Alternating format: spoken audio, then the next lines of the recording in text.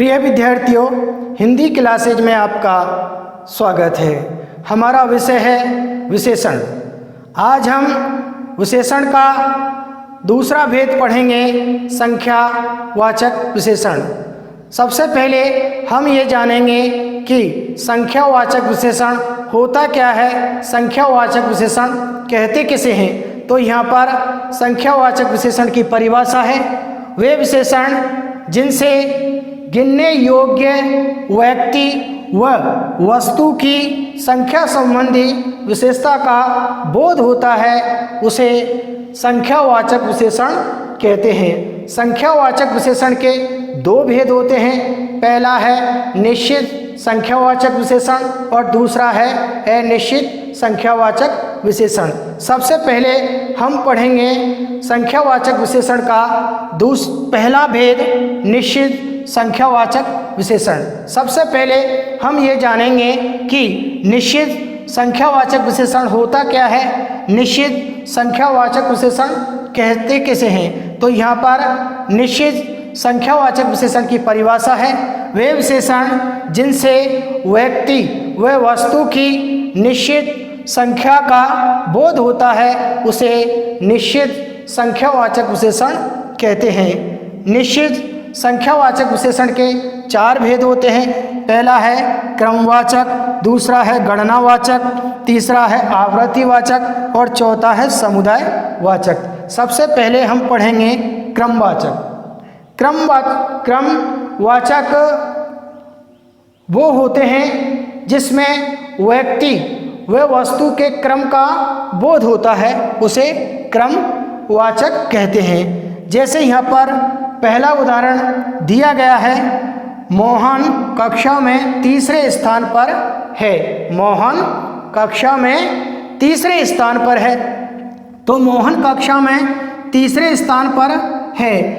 पहली बात तो ये है कि मोहन निश्चित है और मोहन की हम गणना कर सकते हैं, मोहन की गणना भी कर सकते हैं और मोहन कक्षा में तीसरे स्थान पर है, तो मोहन कक्षा में ये तीसरे स्थान पर है।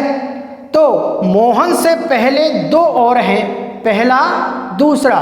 जब मोहन का स्थान कितना आया है, तीसरा, तो इस तरीके से यहाँ पर क्रम का बोध हो रहा है कि मोहन से पहले दो और हैं, जिसके बाद में तीसरा स्थान मोहन का है।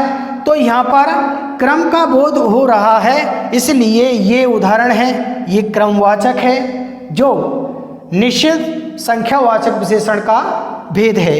इसी तरीके से हम दूसरा भेद पढ़ेंगे, गणनावाचक। गणनावाचक वो होते हैं जिनमें व्यक्ति व वस्तु की गणना की जाए, ऐसी संख्या का बोध होता है इनमें जिनमें उसकी हम गणना कर सकते हैं, वो गणनावाचक होते हैं। जैसे कल मेरे घर दो मित्र आएंगे। कल मेरे घर कितने मित्र आएंगे? कल मेरे घर दो मित्र आएंगे। तो मित्रों की हम गणना कर सकते हैं, गिन सकते हैं, गणना कर सकते हैं। तो ये दो मित्र जो संख्या है वो क्या है, गिनने योग्य है। तो हम मित्रों की गणना कर सकते हैं, गिन सकते हैं। और मित्रों की निश्चित संख्या क्या है कि दो मित्र आएंगे, दो मित्र आएंगे, इसलिए यहाँ पर मित्रों की निश्चित संख्या का बोध भी हो रहा है और ये संख्या है वो गणना करने योग्य है। इसलिए हम कह सकते हैं कि ये गणनावाचक है, जो निश्चित संख्यावाचक विशेषण का भेद है। या कल मेरे घर दो मित्र आएंगे, ये निश्चित संख्यावाचक विशेषण का उदाहरण है। इसी तरीके से हम पढ़ेंगे, तीसरा भेद है आवृत्तिवाचक। आवृत्तिवाचक ये गिनने की पुरानी इकाई है, इसमें गुना, ऊना, पौन, 3 गुना, 4 गुना, 5 गुना, ऐसे जो गणना करने की इकाई है, जिसमें गुना, 2 गुना, 4 गुना, 5 गुना ऐसे शब्द आते हैं, उन्हें आवृत्तिवाचक कहते हैं। जैसे यहाँ पर उदाहरण दिया गया है, रमेश मोहन से 2 गुना काम करता है। रमेश मोहन से 2 गुना काम करता है।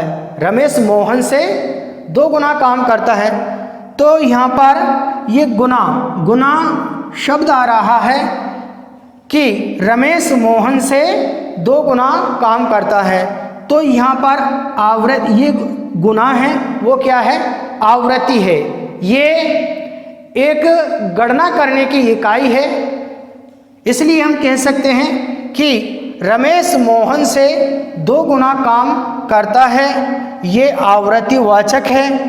और रमेश मोहन से 2 गुना काम करता है, ये उदाहरण है, वो निश्चित संख्यावाचक विशेषण का उदाहरण है, या ये निश्चित संख्यावाचक विशेषण का भेद है आवृत्तिवाचक। ये रमेश मोहन से 2 गुना काम करता है, ये उदाहरण है, आवृत्तिवाचक का उदाहरण है, जो निश्चित संख्यावाचक विशेषण का भेद है, या निश्चित संख्यावाचक विशेषण का तीसरा भेद है। अब हम पढ़ते हैं समुदायवाचक। समुदायवाचक वो होते हैं जिनमें व्यक्ति व वस्तु के समूह का या समूह का बोध होता है, उसे समुदायवाचक कहते हैं। यहाँ उदाहरण दे रखा है, तुम तीनों यहाँ से चले जाओ, तुम तीनों यहाँ से चले जाओ, तुम तीनों यहाँ से चले जाओ। तो तुम तीनों यहाँ पर कौन हैं? व्यक्ति हैं जिनकी हम गणना भी कर सकते हैं, और इनकी निश्चित संख्या क्या है? तुम तीनों। और तुम तीनों का यहाँ पर समूह का बोध हो रहा है, इसलिए हम कह सकते हैं कि तुम तीनों यहाँ से चले जाओ। ये वाक्य है वो समुदायवाचक का उदाहरण है, जो निश्चित संख्यावाचक का चौथा भेद है। अब हम पढ़ेंगे अनिश्चित संख्यावाचक विशेषण। संख्यावाचक विशेषण का अब हम दूसरा भेद पढ़ेंगे, अनिश्चित संख्यावाचक विशेषण। संख्यावाचक विशेषण का दूसरा भेद है अनिश्चित संख्यावाचक विशेषण। सबसे पहले हम ये जानेंगे कि अनिश्चित संख्यावाचक विशेषण कहते किसे हैं, अनिश्चित संख्यावाचक विशेषण होता क्या है। तो यहाँ पर अनिश्चित संख्यावाचक विशेषण की परिभाषा है, वे विशेषण जिनसे व्यक्ति व वस्तु की निश्चित संख्या का बोध नहीं होता है, उसे अनिश्चित संख्यावाचक विशेषण कहते हैं। यहाँ कुछ उदाहरणों द्वारा अनिश्चित संख्यावाचक विशेषण समझाया गया है। इसमें इस प्रकार के शब्द आते हैं जैसे कुछ, कम, थोड़ा, बहुत। ये अनिश्चित संख्या का बोध कराते हैं। यहाँ पहला उदाहरण दे रखा है, मुझे कुछ पैसे दो, मुझे कुछ पैसे दो। तो पैसे यहाँ पर क्या है? पैसे यहाँ पर इनकी हम गणना कर सकते हैं, पैसे को हम गिन सकते हैं। तो गिनने योग्य ये संख्या है, इसकी अनिश्चित मात्रा का बोध किससे हो रहा है? कुछ शब्द है, इससे पैसों की अनिश्चित मात्रा का बोध हो रहा है। तो मुझे कुछ पैसे दो, पैसों की निश्चित मात्रा का बोध यहाँ पर नहीं हो रहा है, यहाँ पर पैसों की अनिश्चित मात्रा का बोध हो रहा है। मुझे कुछ पैसे दो, कुछ की यहाँ पर कोई निश्चित मात्रा नहीं है कि कितने पैसे दें, इसलिए हम कह सकते हैं कि मुझे कुछ पैसे दो। ये वाक्य है वो अनिश्चित संख्यावाचक विशेषण का उदाहरण है। इसी तरीके से हम पढ़ते हैं दूसरा उदाहरण, रमेश के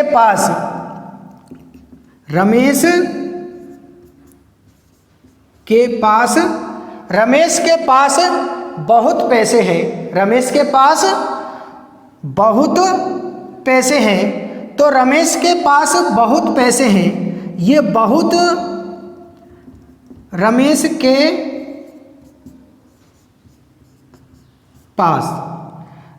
के पास बहुत पैसे हैं। तो ये बहुत शब्द है, इससे पैसों की अनिश्चित मात्रा का बोध हो रहा है।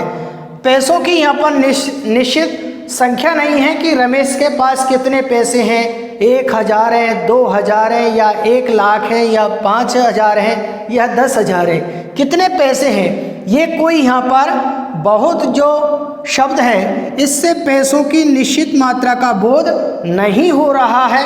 इसलिए हम कह सकते हैं कि रमेश के पास बहुत पैसे हैं। ये बहुत शब्द है, इससे पैसों की अनिश्चित मात्रा का बोध हो रहा है। इसलिए हम कह सकते हैं कि रमेश के पास बहुत पैसे हैं। ये वाक्य है वो अनिश्चित संख्यावाचक विशेषण का उदाहरण है। इसी तरीके से अब हम पढ़ते हैं तीसरा उदाहरण, मुझे थोड़े रुपए दो। मुझे थोड़े रुपए दो। ये थोड़े शब्द है, इससे रुपयों की अनिश्चित मात्रा का बोध हो रहा है। ये थोड़े की थोड़ा यहाँ पर कोई निश्चित मात्रा नहीं है कि मुझे 5000 रुपये दो, या मुझे 10,000 रुपये दो, या मुझे 1000 रुपये दो। थोड़े का अर्थ होता है थोड़े।